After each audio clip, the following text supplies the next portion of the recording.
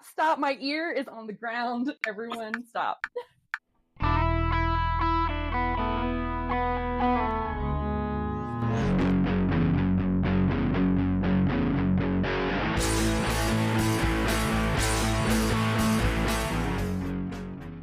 Hi, everyone. I'm Catherine, and this is Men Stuff, the podcast on man things. Wait, Catherine, forgive me, but you're not a man. I know, but who better to learn about man stuff than a woman?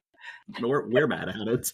And today, I'm interested in learning more about the 1976 movie Rocky, starring Sylvester Stallone. And guess what? You're going to help me. The person joining me today is my friend Christiaan, and he's an expert on the topic of martial arts. Hi, Christiaan. Hello. Christiaan and I went to college together at Radford University in Southern Virginia, and we've been friends ever since. Chris, what did you get your degree in when we were there? I can't remember. English education. Very nice. Thank you. Got mine in broadcast journalism. And if you're thinking, oh, wow, have I seen you on the news? No, you have not. Chris is a martial arts guru. He's joining us today to give insight into this amazing film, Rocky, which I have not seen. So, Chris, tell us about just your experience with martial arts. My experience in martial arts has actually been very heavily centered around women. My mother was my first instructor. She is a master in judo. She's a 5'6" Irish woman. She's also like a Sunday school teacher for kindergartners. So she's the living epitome of a dichotomy, but that's a whole conversation for another day with me and my therapist. But when I was about 13, I took up Taekwondo. And I've actually earned 2 different black belts in different forms of it. One in the International Taekwondo Federation, or ITF, which is more common here in the U.S., and one in the World Taekwondo, the WT, also known as Kukikwan in Korean, which is the Taekwondo brand that they use for like the Olympics and things like that. But I've studied both here in the U.S. and actually over in Korea when I lived there as a teacher. I've competed on local, state, national stages. At one international stage by accident in Korea. I didn't speak the language well enough to understand what was happening. I thought we were at like a seminar, and then someone handed me a medal at the end of it, and I had no idea what was happening. Just all I know is that they handed me a medal, and someone bought me lunch. So. You're an international superstar there. We have the right person to give us insight into this movie. Real quick to start, just for my own knowledge, can you tell me, Rocky is, of course, a movie about boxing. What is the difference between boxing, wrestling, MMA, then Taekwondo? Okay, I will condense this. We'll start really simple. No worries. So, of course, boxing is a combat sport. It was very highly popularized in Europe for a long time. A lot of countries like Ireland, for example, are really well known for having a lot of boxing championships, having it very deeply ingrained within the culture. And there's 4 different styles of it. They kind of rock, paper, scissor each other. And it took the world by storm for a long time. It was one of the most popular sports in the world for a couple of centuries, actually. It's usually broken up into 15-minute rounds, and there's a couple of different ways to win. One is by decision. So if you and I are boxing and either one of us manages to knock each other out, the judges will score our performance and determine who the winner is. Oftentimes, what many people don't know is if one of us has a higher track record than the other, the decision will often go to the person with the higher track record, which actually kind of comes up in the movie. But yeah, they also have knockout, which is where they knock you down. It can be total unconsciousness or just to the point where you're incensed and can't get up after 10 seconds, and the referee will count that. Or technical knockout, you are knocked down completely off your feet for 3 times. Because at that point, they're like, you're in really big danger of a concussion at that point. We're done. Yeah, so TKO, technical knockout. Wrestling, we're not talking about like the spectacle that is the drama of like WWE and all that good stuff. But like Greco-Roman style wrestling, like you see in high schools and colleges and the Olympics, it comes from the Greeks and the Romans. It's all on the ground, typically speaking. Like if you stand up, you're usually disqualified. Typically speaking, it's like stay on the ground.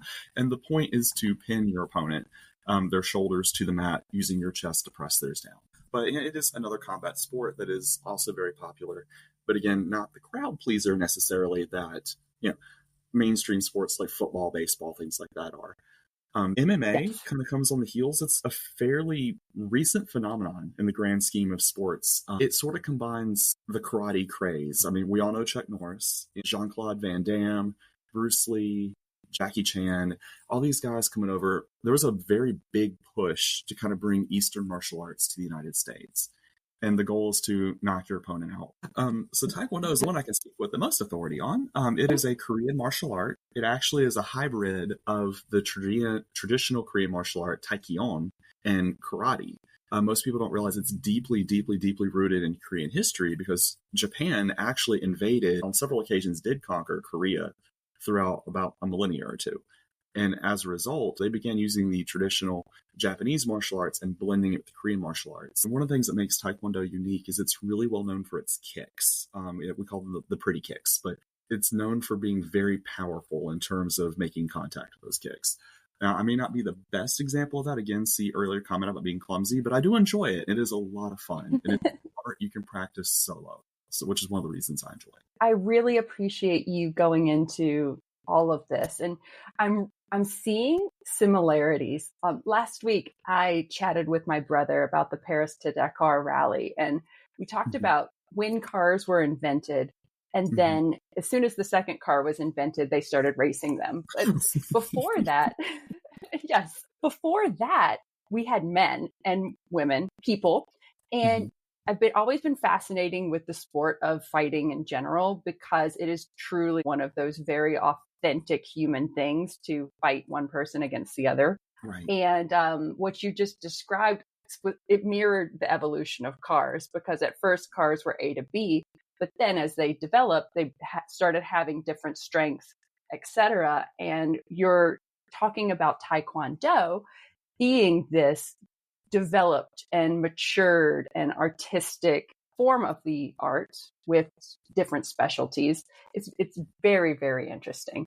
And also, getting back to Rocky and boxing, thank you for your insight on boxing. One other thing to talk about before we get into it, everyone, Chris and I were texting last night, and he told me this is actually a really significant day because at the time of recording, it is June 1st. And that marks the start of Pride Month. And Chris was telling me that Rocky is a really notable movie in the gay community. Yes, ma'am. That is correct. So it came out in 1976. And during the 60s, 70s, and 80s, it was dangerous. I mean, outright dangerous to be a queer person in the United States. For our listeners, I am bisexual and I have a husband who's gay. So we are a interracial queer couple, me being the blazing Caucasian and him being a beautiful Puerto Rican. Just to point that out. But at the time, our marriage never would have existed. One, because marriage for two men was not legal at that time. But two, we're also interracial. And this whole concept is taboo. So we began having to really kind of look for places where we could see ourselves in Hollywood. And because the arts gave us an outlet to express ourselves, we were naturally drawn to being artists and performers and vocalists, which is why you see so many people in Broadway and Hollywood who are queer today. And that is not by accident. That was where we could, if we weren't comfortable being who we were, we could be paid to pretend to be someone else. And that was super important to our history. Rocky's significance actually goes back a little bit further. I mentioned it was the gayest thing in our texting conversation since Ben-Hur. Yes, was the exact quote, yes. There are so many movies like Ben-Hur, first of all, where we could really insert ourselves. And as viewers, ultimately, that's what we all do, right? We want to insert ourselves into the story. We want to see ourselves reflected. We want to empathize with how we would respond in that situation. This is why dramas and comedies and tragedies and horror, they're all so popular because we can project ourselves into them. So we had very obvious, subtle homoerotic context. Then later in the 1970s, kind of almost in response to, the hippie days and the disco days, we see these hyper masculine movies come out. You were mentioning Rocky's thighs, right? Like this super macho. This movie comes out, and of course, the first thing our community notices is there's hot muscular men on TV, right? Like that's the first thing we're going to notice. But then as you start to watch it, like this combat sport, there's a lot of homoeroticism in combat sports. And like when we look at the friendship between Rocky and Paulie and the struggle between him and Apollo at the end, the way they kind of hug it out and they embrace after beating living daylights out of each other, it becomes more of an idea of they weren't fighting each other, they were fighting something together. And that can be read as a major queer subtext. And we totally co-opted that movie. And then, of course, they came out with sequels, and it was like, oh, look, they heard us. More. It set off so many things. It really did. It was culturally significant to us, like being able to like project ourselves into like the struggle, the concept of struggle, and proving our value and who we are, especially during that time. Because this was right before the 1980s, where the AIDS epidemic happened, and there was very deliberate misinformation campaigns happening in order to let the queer community die. That was the goal. So anything that we could see ourselves feeling empowered and feeling strong and fighting back against the odds, we held on to that hard. Rocky was one of those movies that kind of bubbles up to the surface. Stallone has actually proven to be a pretty awesome ally, so we're like, yes, we stand. So when there are two men fighting against each other, it's very authentic, human. It is carnal, and I have to agree with you. There is something so alluring about two humans fighting. Like whenever I'm at Buffalo Wild Wings and MMA is on, either it's male or female, there is just something enticing about it.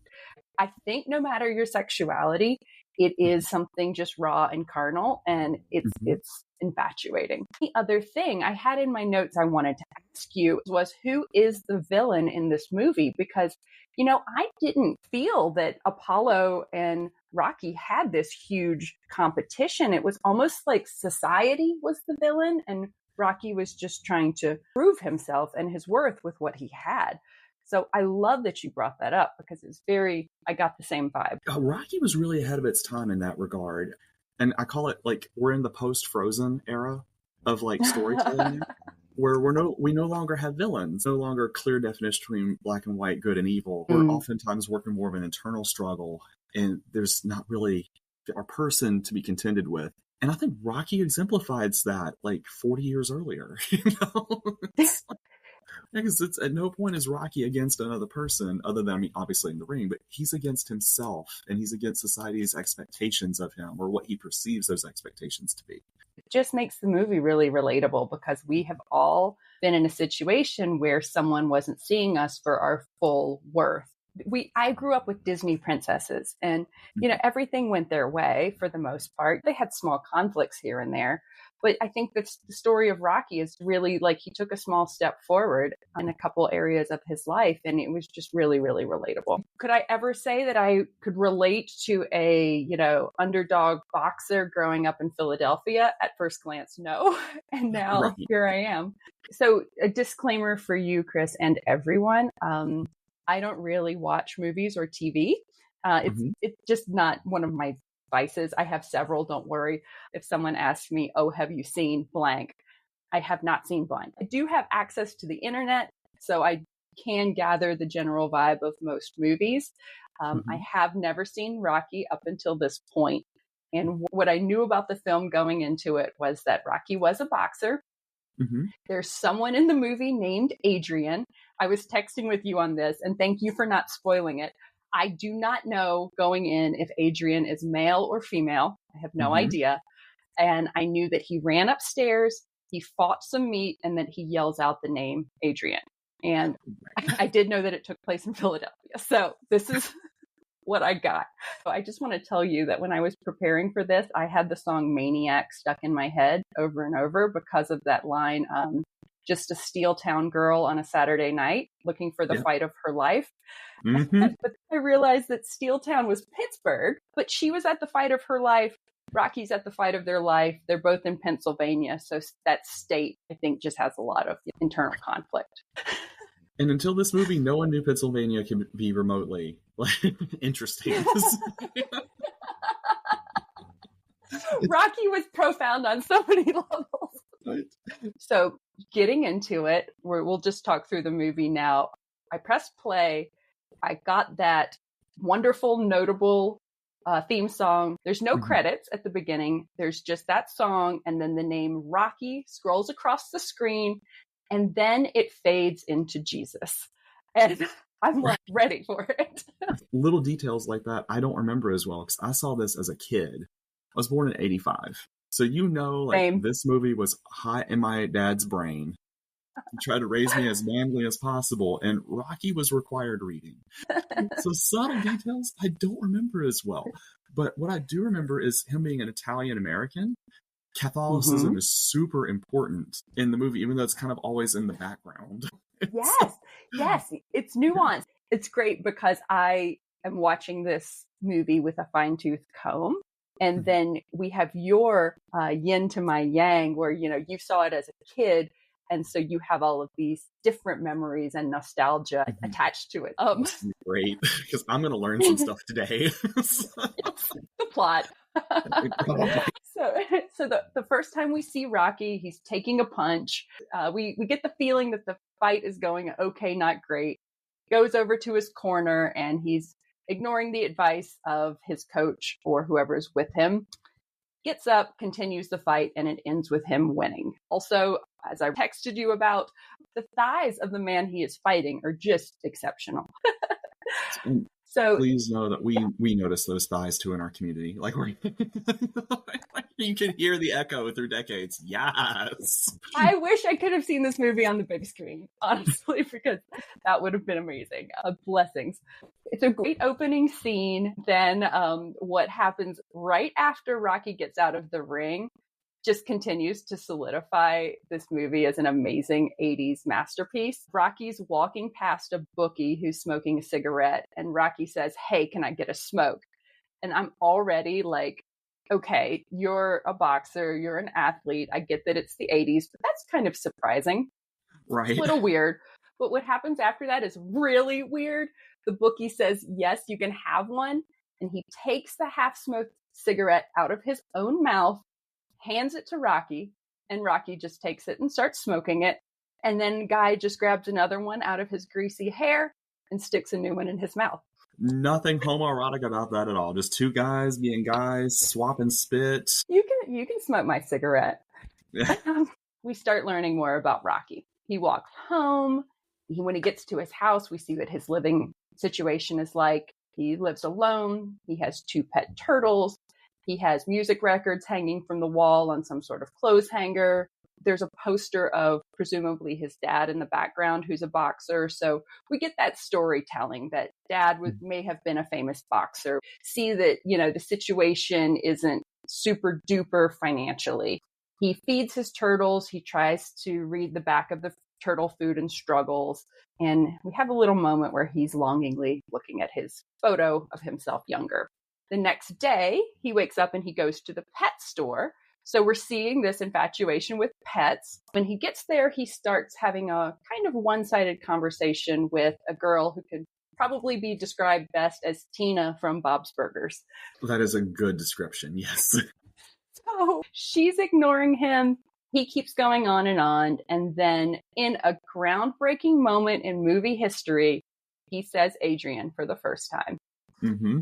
So 9:38 p.m. on Friday, March 31st, 2024. I now know who Rocky is referring to when he says Adrian. Yeah, it's so funny you keep mentioning you weren't sure who Adrian was, if Adrian was a boy or a girl.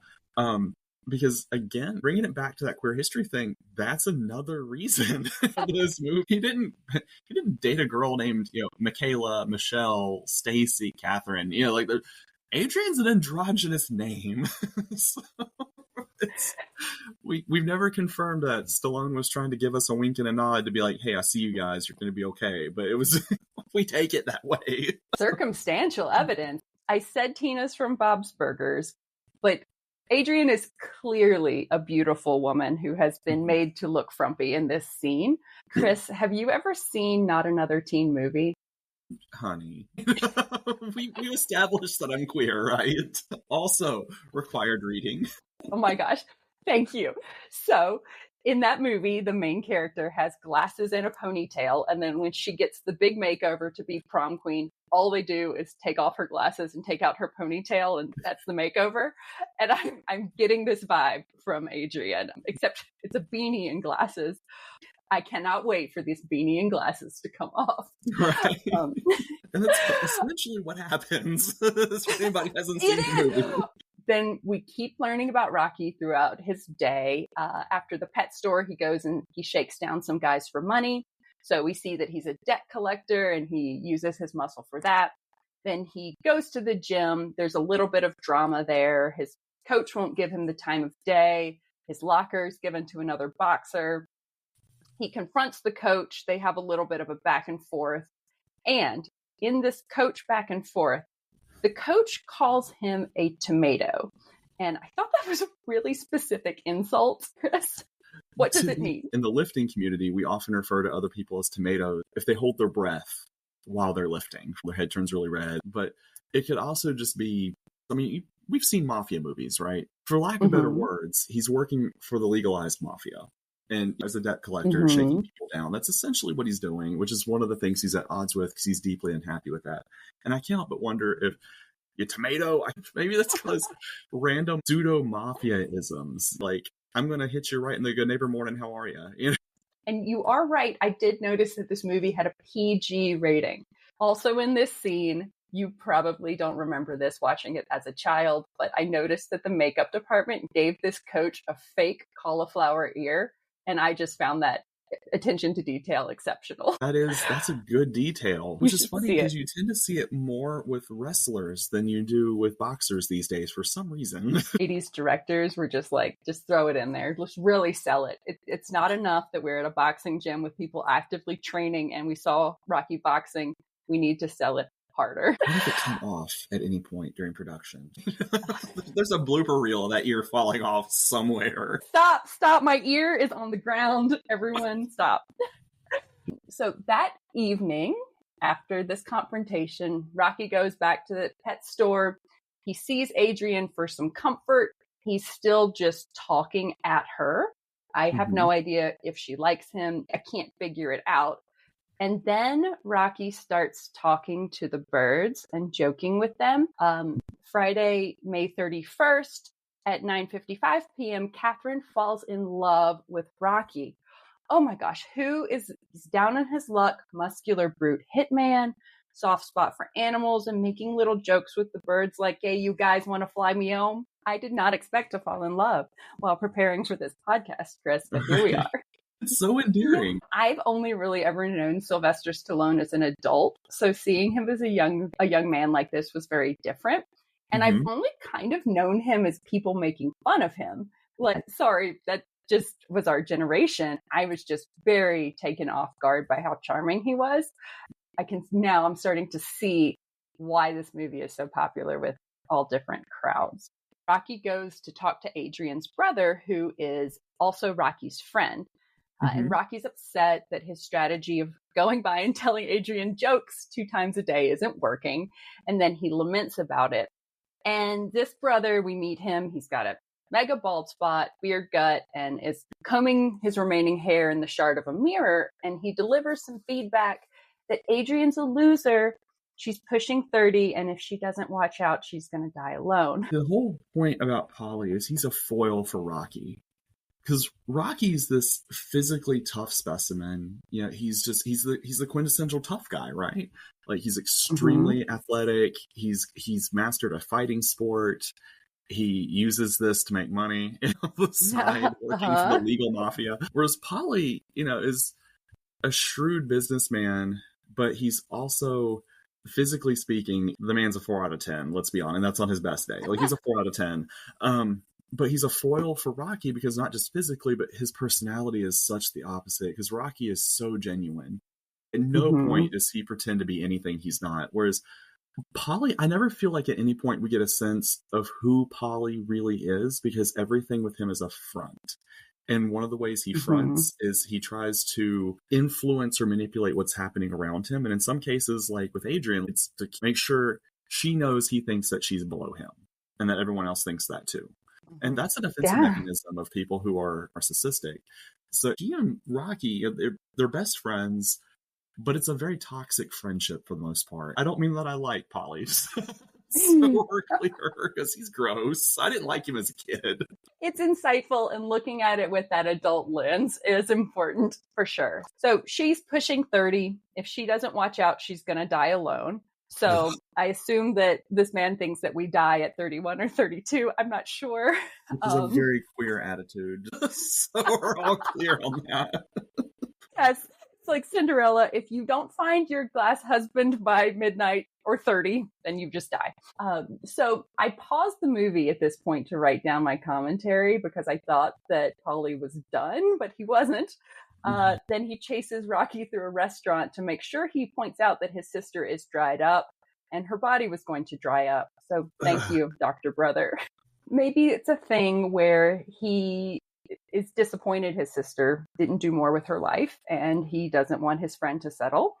It's nuanced if it's there, but I truly think it's because he was jealous. I think he didn't want Rocky spending time on Adrian. I think he wanted Rocky to himself, and I don't think he had the wherewithal to understand why he felt that way. Yes. Jealousy is one of those emotions that shows up in so many different ways. If I'm angry, I can say, I identify that I'm angry, but it's hard. When you're jealous, you just hate someone for no reason. That's what we do.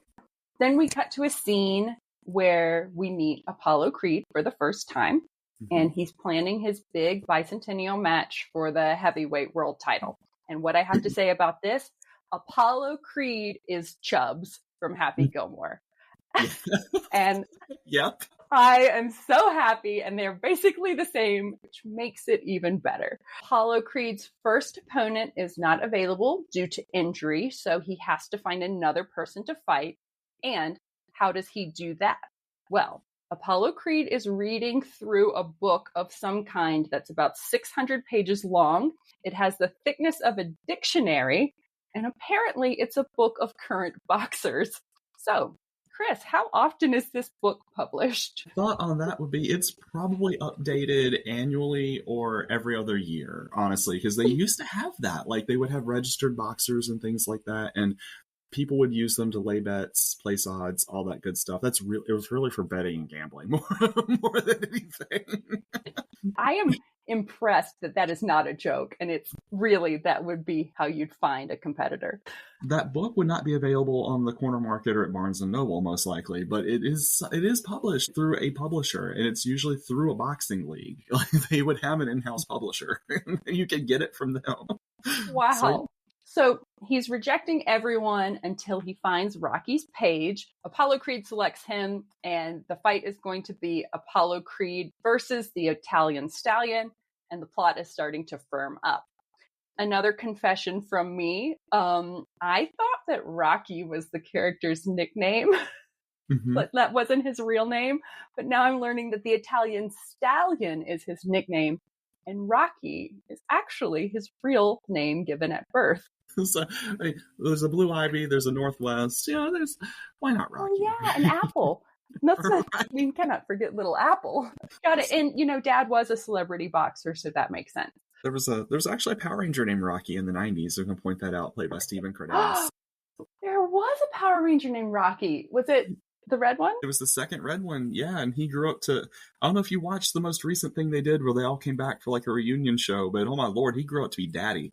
And of course they send him in dressed as a fireman. Oh, can we make this better? Okay, so the plot continues, and we learn that Adrian's brother is equally horrible to Adrian, directly to her face, not only behind her back. He brings Rocky home on Thanksgiving and makes her go on a date with him, does not care she's in the middle of making Thanksgiving dinner. He is very emotionally unstable. However, underneath that was a bro move.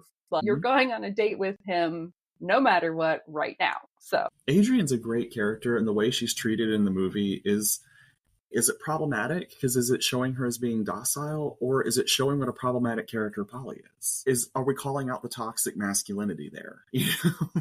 I'm glad you said that, because she does seem to thrive when she starts dating Rocky and gets out of that living situation. Her wardrobe changes. You get the impression that her self-confidence has improved greatly, and she starts standing up for herself. It's like, where did that come from? Was it because he was smothering her? Was Rocky a better influence? Who knows? And there's not a lot of women in the movie. I don't think we ever have her interact with another woman, do we? When we first meet her, there's another woman who works at the pet shop. And that's the only other woman I can think of in the entire film. Completely forgot about Pet Shop Girl, because it's like, wow, poor thing. So it brings that question. Does she grow of her own volition? Does this demonstrate what a villain Polly is? Or is she just there to show us how good Rocky is? So, bless her heart, she's just a plot device. True, she is, but an adorable one. I feel like we got to track her growth pretty easily. She pulled that off well. She pulled it off very well. And I did just remember one other female character. The journalist was a female when she was interviewing Rocky among the meat. Oh. So they go on a date due to Polly's insistence. They ice skate, and Adrian says a few more words. So her dialogue is picking up. Mm-hmm. They go for a walk outside. He has a little bit of a Rodney Dangerfield shtick. He said, like, hey, I'm dumb and you're shy. What kind of coconuts are we, eh?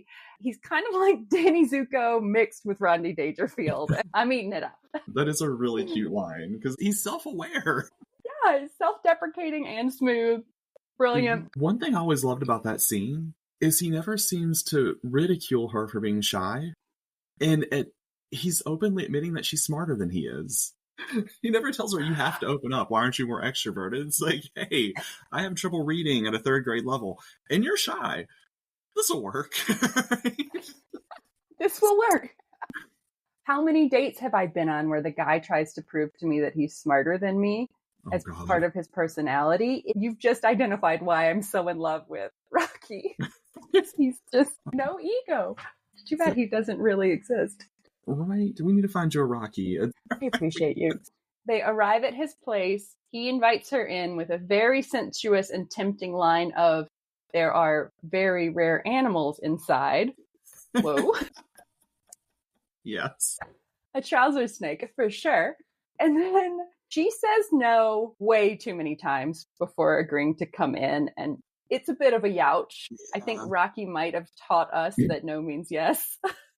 Right. That was very much a thing at the time. It was dating itself pretty hard there.